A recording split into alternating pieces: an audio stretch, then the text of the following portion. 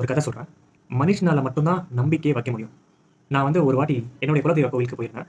இந்த கோவில் வந்து ஒரு ஓப்பன் ஸ்பேஸா இருக்கும். ஸோ நம்ம யூசுவலா சிட்டில பார்க்குற மாரி க்ளோஸ்ட் சர்க்கிள்ல இருக்காது. ஒரு க்ளோஸ்ட் வால்ல இருக்காது.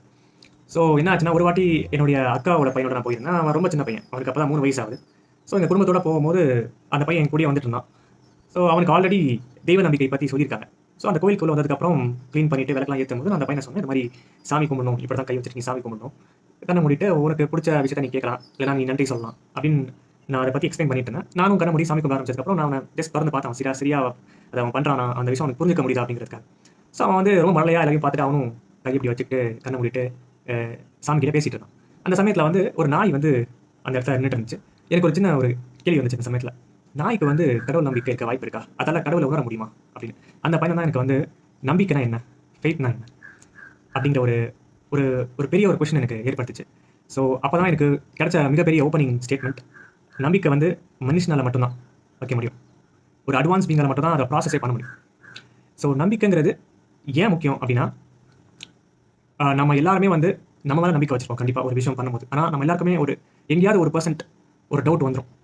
இது முடியுமா? முடியாதா? அப்படின்னு சொல்லி.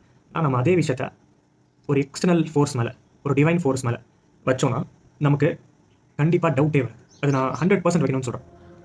ஒரு எக்ஸாம்பிள் சொல்றேன் அப்படின்னா, நம்ம வந்து இப்ப எங்க இந்த எக்ஸாம வந்து நான் என்னோட அம்மாக்காக நான் கிளியர் பண்ணியே ஆகணும். ஏன்னா அவங்க ரொம்ப நம்பிக்கை வச்சிருக்காங்க என் மேல. எங்க அப்பாக்காக நான் பண்ணியே ஆகணும். இல்ல என்னோட குழந்தைக்காக நான் பண்ணியே ஆகணும். நான் என்னோட ஸ்பவுஸ்க்காக இத பண்ணியே ஆகணும். அப்படின்னு நம்ம அந்த விஷயத்த நம்ம இன்னொருத்தவங்களுக்காக நம்ம பண்றம்போது, நம்ம இன்னும் ஜாஸ்தி ஈடுபாடோட பண்ணுவோம்.